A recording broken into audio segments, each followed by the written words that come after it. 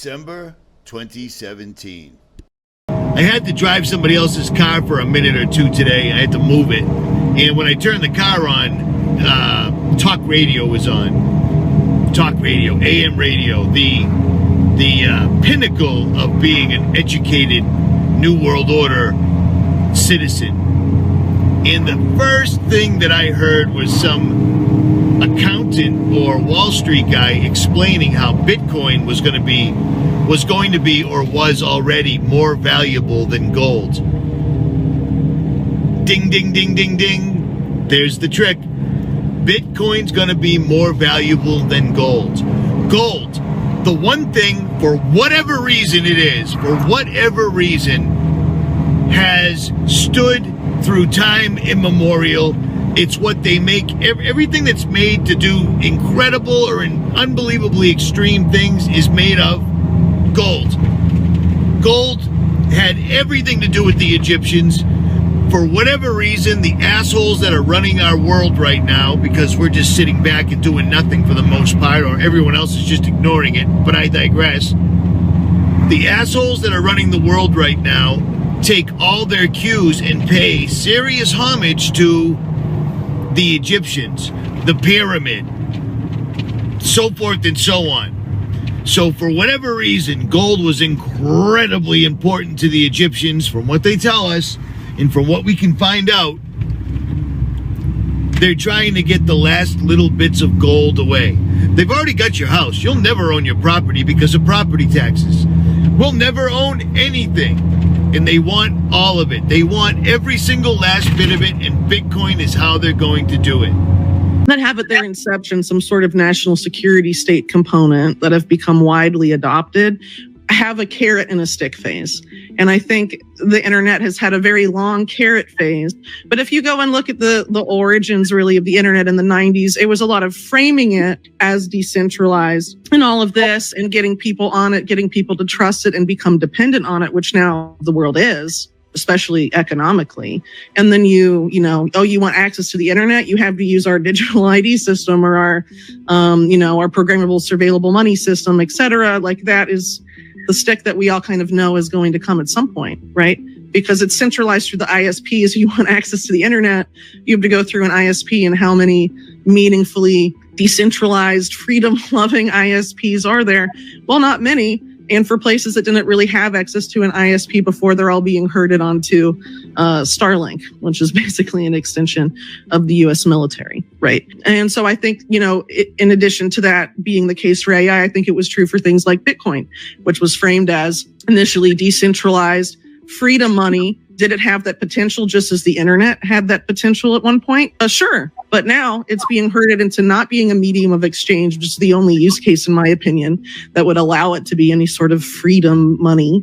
And it's moving into, strategic reserve asset for Larry Fink and, the oligarchy. And combining it with stable coins and all of that makes it an Orwellian system that's no good. So I've been warning you for 9 years about this time, and it's finally here.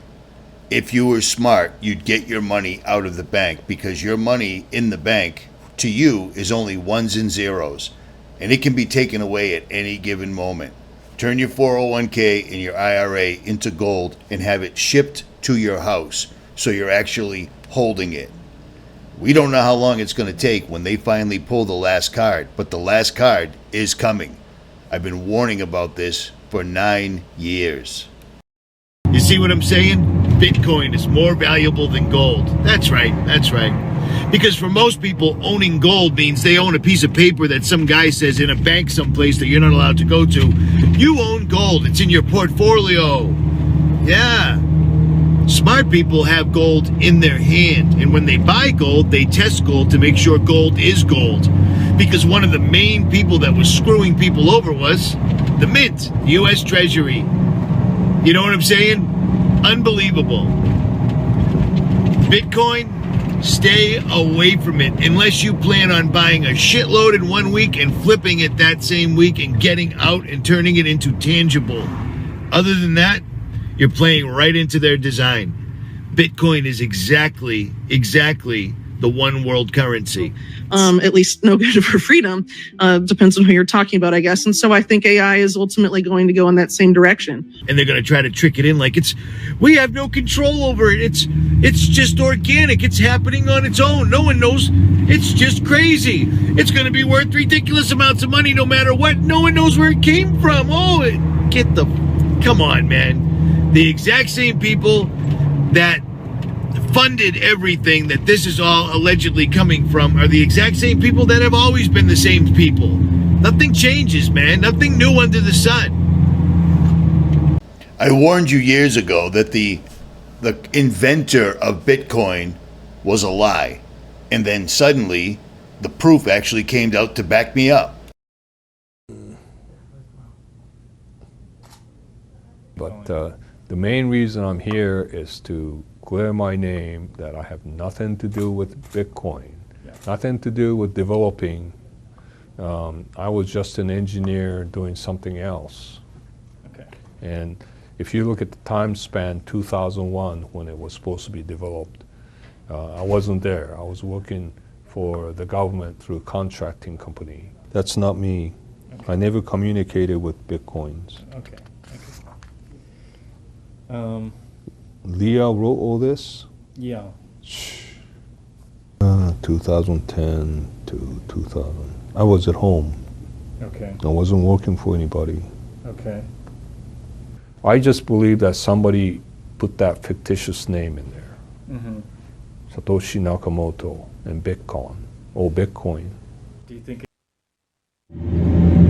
I've listened to Quinn Michaels. I've listened to all the experts. I've listened and listened and listened, and this is what I've come up with.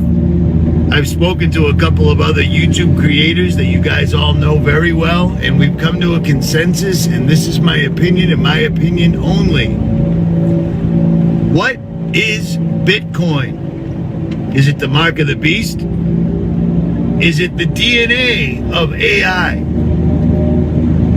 Is it the way we're going? Is it the one world currency? Is it run by a central bank? Bitcoin, nobody knows who created it, and chances are it was created by an AI. Why would an AI, something that doesn't even live in the physical world the way we know of it, that doesn't have any material wants, that doesn't need a car, a house, why would AI create a currency? AI has created currency that is keeping people building AI. Does that make any sense?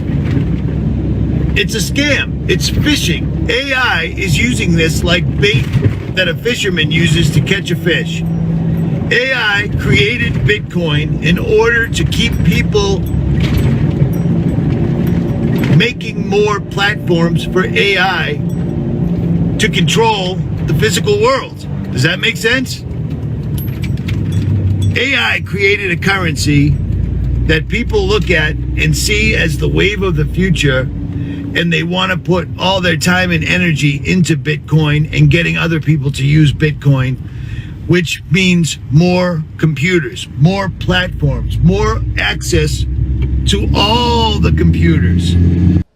And of course, something we were completely unaware of back then in 2017 was data centers. We currently have 4,017 data centers in the United States, and the number is going up every day.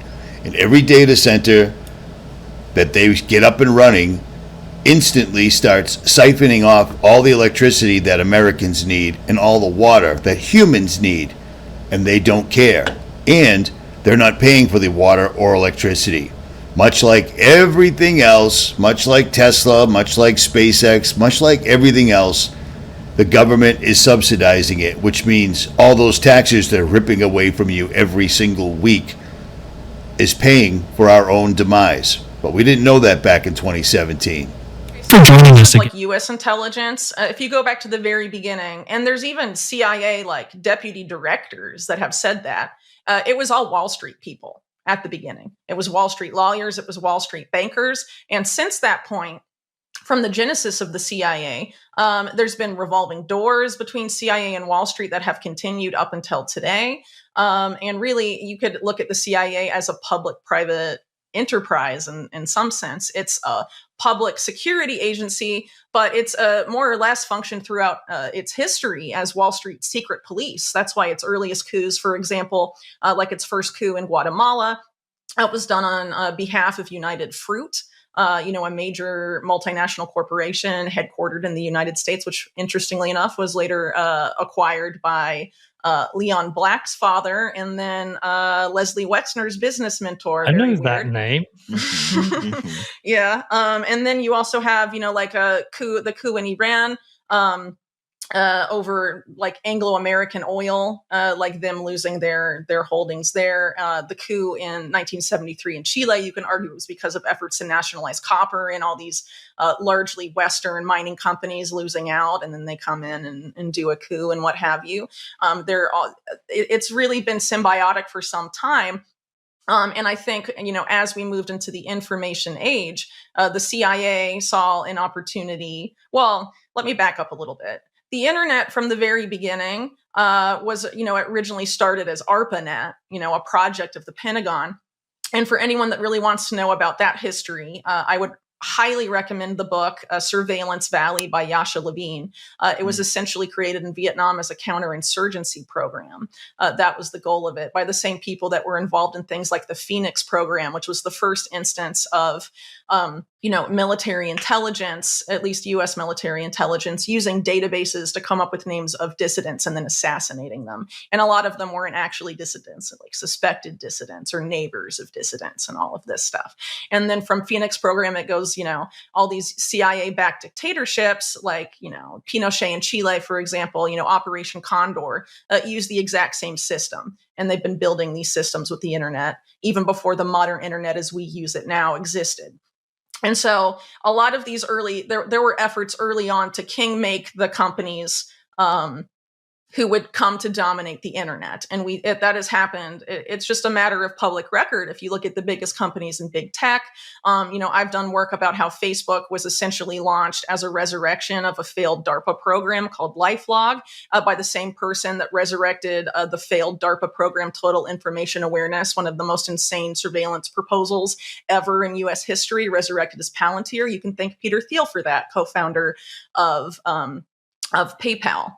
And a lot of these other companies that have become huge, Google, for example, there's a good article by Nafez Ahmed written on by Insert when he published at Insert Intelligence called "How the CIA Made Google." If you look at a lot of these companies, you will find intelligence agencies at the beginning. Palantir, I mentioned earlier, took In-Q-Tel money, developed very closely with the CIA. It began at PayPal. It's a PayPal spinoff, Palantir is. Oracle, another huge company in Silicon Valley. Larry Ellison, before he started Oracle, was working on Project Oracle at the CIA on databases and was the infrastructure for Oracle as we know it now. A lot of these, there's been a lot of symbiosis between intelligence agencies and these big companies for a long time, and they couldn't have done it without venture capital. And that's arguably why the CIA launched In-Q-Tel in the late 90s, because they wanted to become big players in Silicon Valley. Because when you decide, who the kingmakers are, well, there's a lot of things actually to be said about that. So what I mentioned earlier about like Total Information Awareness, this is a program that was just deemed so insane in the early 2000s that essentially every mainstream media publication railed against it and rights group railed against it. But then when they relaunched the same program essentially as a private entity, as a private sector entity, no one complained. And so the CIA for a long time and other intelligence agencies have followed this exact playbook, specifically Israeli intelligence. When you move into the private sector, you can get away with a lot more than you can in the public sector sometimes, depending on what you're trying to do. And so there have been efforts to do that, I would argue, for a very long time. And if you look at how these big tech companies have developed, and, for example, revelations from the Snowden leaks, just like how the extent to which these private companies, how much of your data that they're selling or passing to U.S. intelligence for warrantless surveillance. I mean, they've been collaborators of this for a very, very long time. And I think there really hasn't been enough scrutiny of that. And I would really argue that a lot of these companies operate more often than not as intelligence fronts. And it's kind of gotten to the point, too, where in US specifically, the people behind these very big tech, the biggest of the big tech companies, are also the main donors to the two US political parties. You know, you have like Peter Thiel on the Republican side, you have Reid Hoffman on the Democrat side, and Eric Schmidt on the Democrat side. I mean, you know, they fund our politicians and they dominate our you know, private sector infrastructure, especially as we've been forced to be more online, specifically since the COVID era. And the goal is to have things digitalize even further and have it all be on these people's systems and have us become completely dependent on their infrastructure. And these people are in bed with intelligence, and even aside from the intelligence connections, you know, they have a lot of dirty laundry. Why did Jeffrey Epstein have connections with almost every big tech oligarch in the United States? I mean, not enough people have bothered to ask that question. Why were so many of them subpoenaed during the JP Morgan Epstein case in the US Virgin Islands that ended up being settled? I forget how much JP Morgan paid to make it all go away, but a lot of money. I would add about like the Tether play. I think it's really similar, but like in reverse of like what Elon Musk is doing. So Tether started off with money, right, with the stable coin. And now they're going into satellites and brain chips. Musk is doing brain chips and satellites, and he took over a social network, arguably for the user data. And now he's turning or has made it very explicit his intentions to turn Twitter X into a bank that he hopes to be half of the financial system. Why is that happening? It's very odd. And then when you consider all these like PayPal link ups, well, of course, Musk being a co-founder of PayPal, it's all very like, yeah. So like on that note, a lot of the talking points by prominent Bitcoin influencers for some time has been like, this is a solution to irresponsible central bank policy, government fiscal policy, and you know, things like that. And a debt-based monetary system in general, fiat, what have you. And so what are the implications then of this system that's aiming to, you know, yoke the dollar to that and use it to perpetuate the dollar? I think people should seriously be asking themselves, because we're, you know, right now you have like Bitcoin-only companies taking lots of money from Tether and being like, we're going to use the dollar to make Bitcoin stronger and stuff. But you can't do that and then also be like, you know, fiat bad, central bank bad, and then just essentially team up with that same system. I mean, it just seems kind of weird, doesn't it? Well, on the case of Saudi Arabia dumping the petrodollar, you could argue that Mohammed bin Salman for some time has been moving away from the dollar well before that official announcement. Basically, when he came to power, he was trying to move Saudi Arabia to a post-oil economy. He launched his Vision 2030 plan. And you know, made overtures there that he was going to try and move Saudi Arabia away from oil and sort of make it a leader in the fourth industrial revolution, including in fintech. And we've also seen like other big actors in, you know, Middle Eastern oil specifically, like in, you know, the United Arab Emirates, for example, do kind of essentially the same thing. So I think, you know, it's something that sort of, you know, has been planned for some time. And what's interesting is that MBS, as soon as he came to power and during the Trump administration, was very close to Trump's son-in-law, Jared Kushner, who was also, we know from emails that have since come out, promoting the idea of like stable coins, like an official US dollar stable coin. He actually, I think it was like a Sam Altman blog post that he shared with Steve Mnuchin of the Treasury Department, talking about, you know, the USD coin, which, you know, this is before Circle launched USDC, but interesting.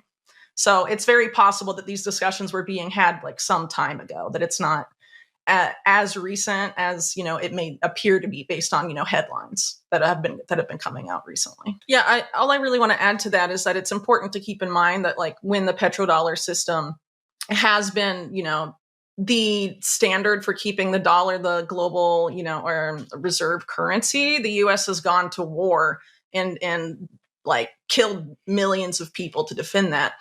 One of the likely motivations, obviously there's more than one, but one of the key ones in invading Iraq, I would argue, was the fact that Saddam Hussein, not long before the invasion, had started selling oil in euros instead of dollars and made a lot more money, showing by example to other, you know, other OPEC members that they could make more money selling in different currencies than the dollar.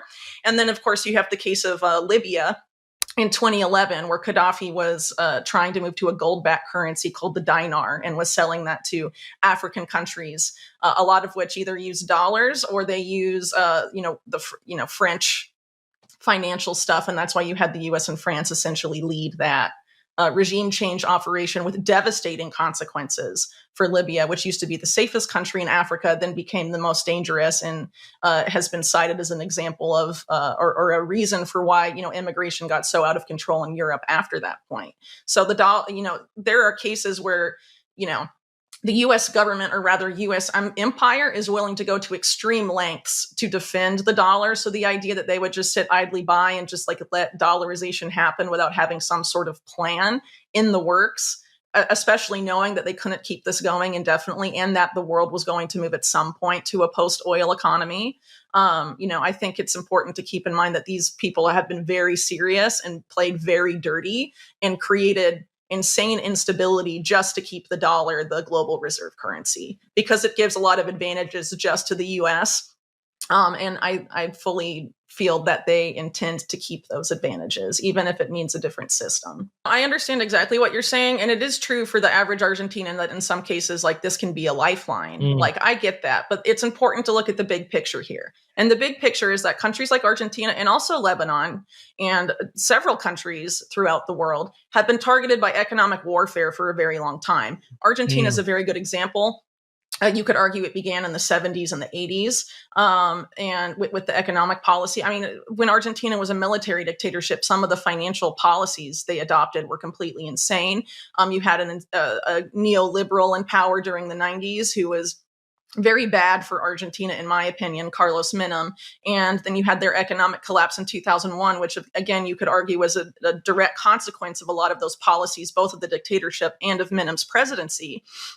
And then you have the IMF come in and all these other entities. And what they try and do after the 2001 economic collapse is have Argentina engage in things like debt for land swaps, debt for resources swaps. And this has been going on not just in Argentina, but lots of, most of Latin America, arguably, for a very long time. And it's a resource grab. Yeah. And, some of what we allude to in this piece and what we hope to allude to in an upcoming reports and a book is that a lot of the people that I've written about and that Mark's written about and that we've written about together are the engineers of that expressly. And by blowing out Latin American debt in the 80s and 90s, it was a way to basically yoke Latin America to the United States or more broadly, a lot of the transnational economic interests that are based in the United States, like Wall Street banks, for example. They engineered a lot of this, and so the situation in Argentina now didn't just come out of nowhere.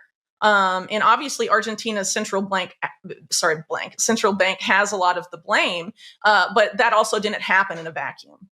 Presidents appointed the heads of the central bank that made those policies. And even someone like Milei, who's railed against the Central Bank of Argentina, put former central bank president in a top post in his cabinet. So these are choices that have been made by politicians. As someone who's been and reported from the ground on Argentina and on Argentinian politics, the corruption there, they just don't even.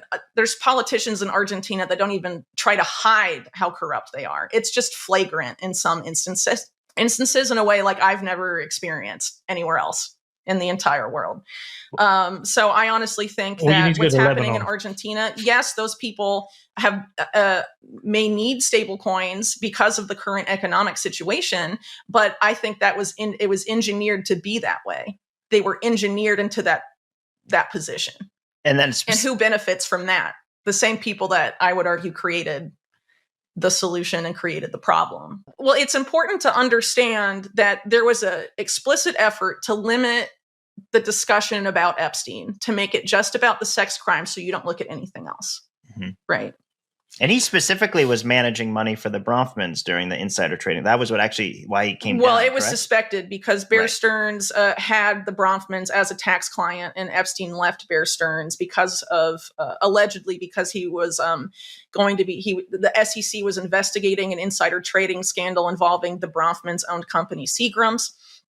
And the SEC was tipped off that Epstein had information about that, and they went to question him at Bear Stearns, and then he was let go. And there's a lot of, he gave different reasons as to why he was let go, and so did the bank. But there's, a significant body of reporting supporting that it was related to that insider trading scandal, which also involved people from Drexel Burnham Lambert and the junk bonds. And you see a lot of Drexel people swimming around Epstein afterwards, like Leon Black, for example, who led their mergers and acquisitions department and were involved in, all sorts of financial criminality. And in that same period of time, he's visiting the White House regularly. And he's going on official Microsoft business trips with Microsoft's chief technology officer. And then later in 2001 tells the UK's Evening Standard that he made all of his money because of ties to Donald Trump, Leslie Wexner, and Bill Gates. And people act like Bill Gates and Epstein didn't meet until 2011, when he was no longer affiliated with Microsoft. There's been a huge cover up of all of these other connections of Epstein there. I feel like my whole purpose as it relates to Epstein research is to make people aware of that, because, I would argue that the reason Epstein went to prison and all of that stuff happened is because there was a major factional issue within this group, and there were particular interests that wanted Epstein out, and they wanted to demonize him and make him look very bad, but they didn't want enough to come out that it would implicate stuff they were also involved in or had previously been involved in the past. Now, Webb. Are you still talking about Jeffrey Epstein? This guy's been talked about for years. Your